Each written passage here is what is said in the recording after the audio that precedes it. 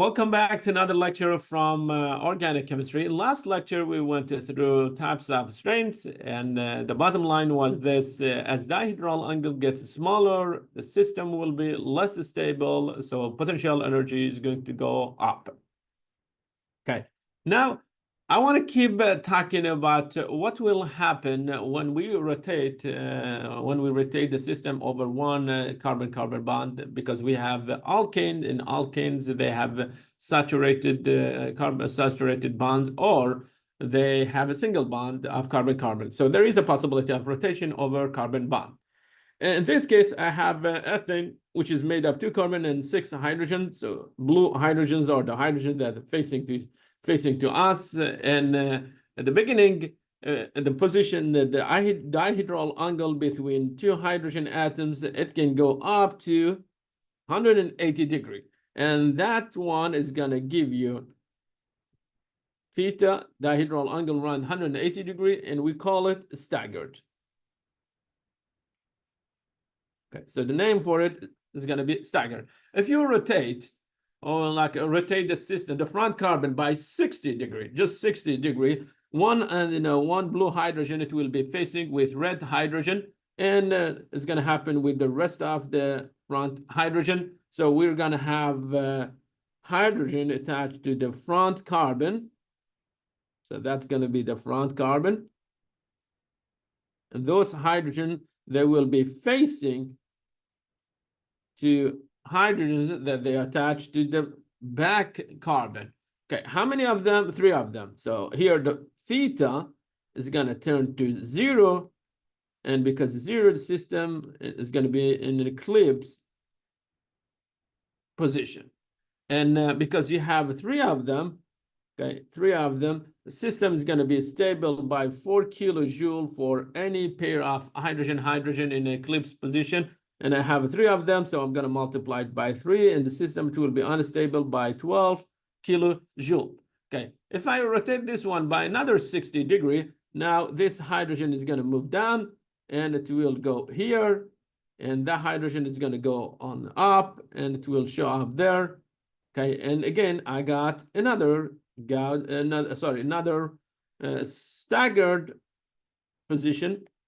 Or technically, I got theta around 180 degrees.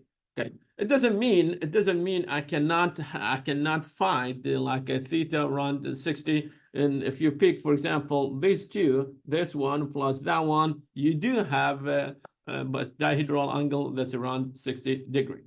Okay. If I want to present the energy for it, I started with with a staggered system. This is my staggered system. Okay, I'm going to put the hydrogen that they are attached to the back carbon, and then the 60 degree far from the blue hydrogen. Or you can say, here, these two, for example, are 180 degree. Okay, and so we started theta equal to 180 degree. Okay, now what will happen if I rotate the front one or the back one? If you rotate the back one, for example, okay, then you will have hydrogen atoms in eclipse condition. And so those are hydrogen atoms. And blue one are there. So this time I rotated the back hydrogen, back carbon. It doesn't matter, really. It doesn't matter which one you're rotating. Okay, we can have rotation around a single carbon-carbon bond. And theta, in this case, is going to be equal to 0, and you get the eclipse condition, and that's going to make the system unstable by 12 kilojoule. So the reason we see a barrier here, and the barrier is around 12 kilojoule, is because we have 1, 2, 3 pairs of hydrogen in eclipse position, and each pair is going to cost you 4 kilojoule. Okay, and this system, it can keep rotating, and every time it will give you the same barrier, and barrier for all of them, it will be 12 kilojoule. Okay, so this is the full presentation of it. You had 2 hydrogen atoms, and then the red here Okay, we highlighted two of them, two hydrogen atoms in 180 degrees far from each other. Now, if you rotate one of the carbon atom, let's say you are rotating the front one, and in that case, the two hydrogen here, this hydrogen atom, it will be in eclipse position, and same thing here, and that's going to be the third eclipse position. So I have a three pairs in eclipse position, and that's going to cost you 12 kilojoule. Okay, system is going to get back, and it will give you, okay, again, it will give you those two hydrogen atoms in and 60 degrees far from each other. And if you keep rotating them, finally, you will get them back, and they will be 180 far from each other. Okay, but all those steps, all those barriers, they will have the same amount of energy. So if I want to be precise, this barrier or that barrier, again, is going to be around 12 kilojoule. So we are dealing with the same cycles every time we go through like the barrier. Okay, what will happen if I replace, if I replace one of the hydrogen by methyl? Of course, you're going to have more repulsion, and you might get more than one conformation. But before we jump there and we try to present that one, let's talk about why do we see a 12 kilojoule barrier of energy? I showed that one. I said because we have three pairs of hydrogen atoms that they are in eclipse position, and each pair is going to cost you 4 kilojoule per mole. Okay, why the staggered or the anti-position is the best technically conformation? Okay, why when theta is around 180, the system is going to be really stable? The reason for it, if you pick one hydrogen atom is attached to a carbon through a single bond. Okay, and that one is going to be, okay, it's going to have like a technically, it's going to be facing the empty orbital of the sigma star for CH bond. Okay, let me present what I'm talking about. Okay, so I have a carbon atom here attached to hydrogen. Okay, and then I have hydrogen here. I have another hydrogen there. The hydrogen is back. Next, I have a carbon here. Okay, and in order to get staggered, I need to have the hydrogen, the red hydrogen, to be down there. Then one of them, it will be facing to us. And this hydrogen, it will be facing to us. And then we will get one hydrogen that is going that side or back of the plane. Okay, now, where is the sigma? The sigma for this bond is here. That's going to be the sigma bond. Okay, now, where is the sigma for the red hydrogen atom? It will be down here. Okay, how about the sigma star? The sigma star orbital, it will be there. This one is the sigma star of carbon hydrogen bond. Okay, and this one, it will be the sigma bond. Okay, sigma bond has two electrons, one up, one down. Okay, while the sigma star is empty. Okay, these two orbitals, they will fill each other, and it means that very soon the sigma bond, it will donate electron inside the empty orbital of the sigma star for CH. What does it mean? It means the electrons from two atoms will be spread over technically 3 atoms at least, or 4 atoms. The more atoms are involved,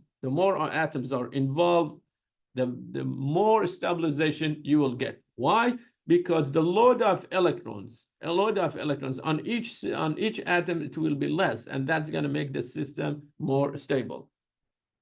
Okay, so again, the reason for the fact that staggered is really stable is because you can have interaction between sigma and sigma star of the neighbor hydrogen carbon bond.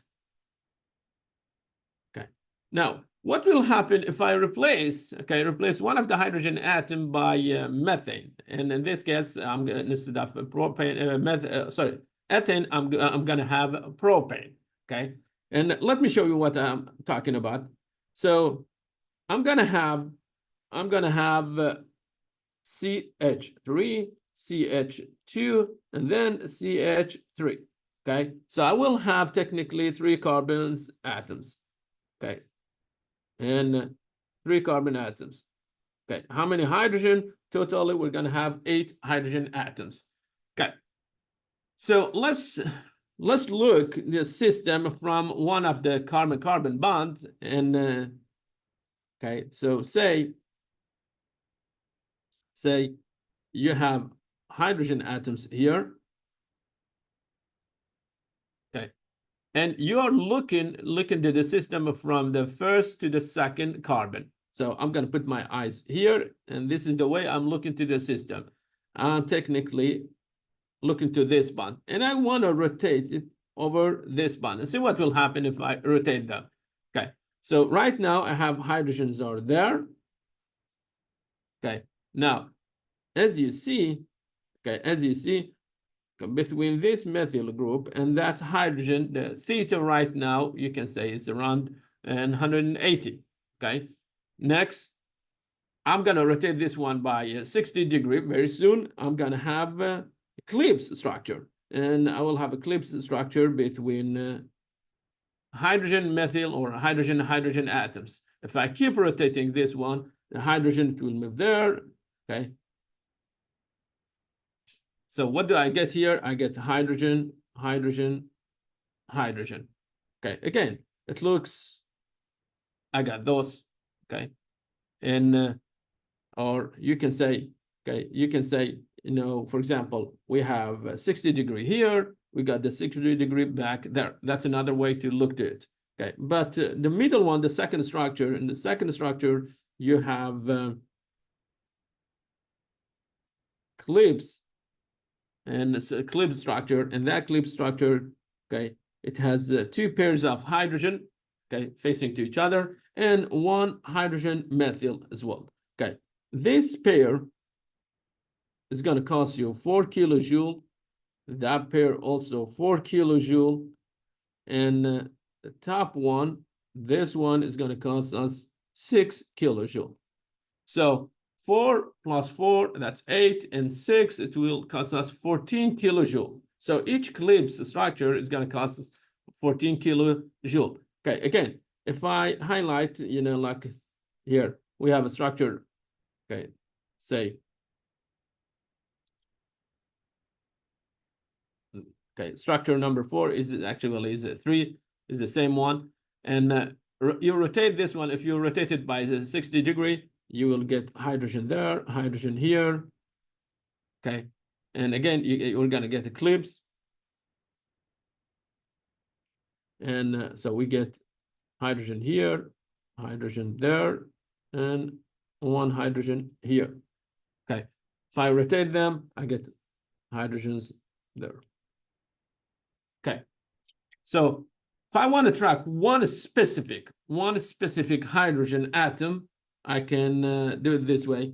I can say, okay, those 2 hydrogen atoms, they've been in the hydrogen and methyl group, they were in 100 degree far from each other. Okay, I rotate the system, and now they will be, okay, they will be in 60 degree far from each other. It used to be 180, now 60 degree far from each other. Okay, and again, they are here.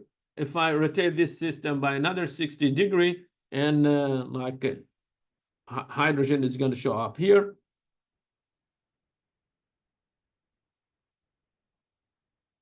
Okay, so hydrogen used to be on the left side, now is on the right side. Okay, the theta here between those two, it will be 60 degree. If I do, you know, 2 rotation more, maybe, okay, 2 rotation more, like 1 rotation actually, 1 rotation more, okay, I will get the eclipse, and then I'll turn to 180 degree, and that's going to be the starting point. Okay, so every time we go through eclipse condition, we will be dealing with 14 kilojoule energy. Okay, again, like the previous one. Okay, 4 here, 4 there, and this one is going to cost us 6 kilojoule.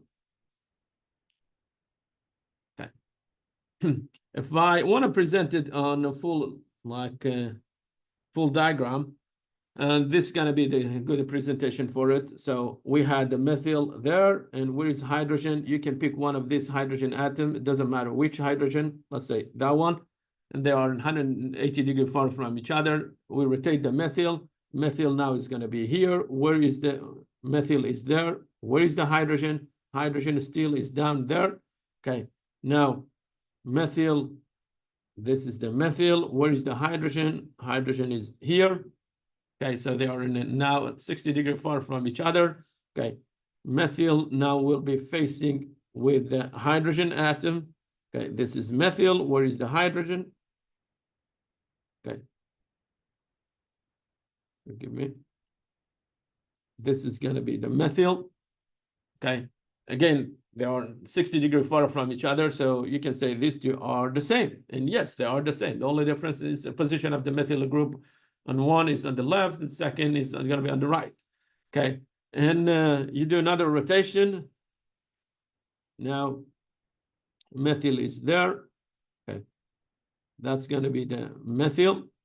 Okay, where is our hydrogen? Our hydrogen is pointing down here. Okay, and okay, again, hydrogen is going to show, methyl is going to show up, and methyl, the hydrogen, it will be down there. And we got back to original place. Okay, so I had to do technically, I had to go through 3 barriers to get the original position, but all of them, they have barrier around 14 kilojoule. And same thing here, 14 kilojoule. Okay, the more the bulky group you have, the higher barrier you will be dealing with. For the previous one, if I go back, for the ethane, the biggest barrier that we had was 12 kilojoule. Okay, now that we replaced one of the hydrogen by methyl, the barrier went up by 2 kilojoule. Okay, by 2 kilojoule. What will happen if I introduce, the second methyl group? In that case, expect to get another, 6 kilojoule interaction between methyl and hydrogen, and that's going to increase the barrier, I think, by around 19 kilojoule. Okay, so I'm going to stop here. In next lecture, I will present the diagram for propane, for butane, and we will compare it with ethane and ethane and propane. Thank you very much, and I will see you very soon.